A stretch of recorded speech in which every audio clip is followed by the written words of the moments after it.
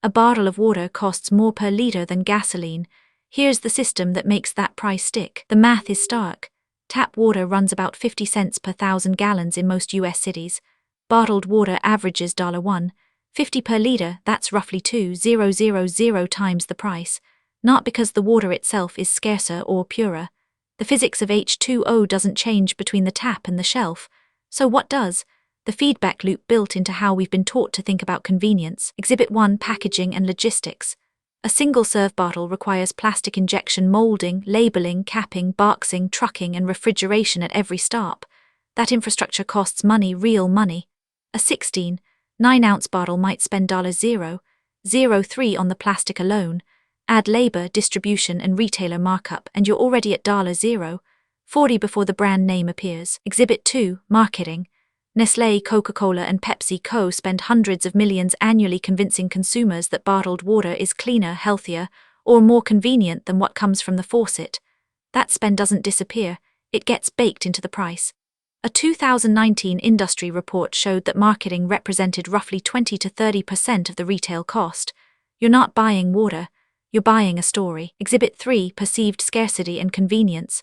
Bottled water thrives in moments when the alternative feels unavailable: airports, gyms, gas stations. That's not accident, it's location-based pricing. The same bottle costs $1.50 in a convenience store but $0.99 at Costco. The water hasn't changed, your perceived options have. Here's the collapse point everyone saw coming. As tap water quality improved and reusable bottles normalized, the industry adapted. They didn't lower prices, they created new categories. Premium waters, mineral-enhanced, electrolyte-infused. The system perpetuates itself by expanding what counts as water. Each innovation justifies a higher price. The core truth: bottled water's price isn't determined by scarcity or superiority.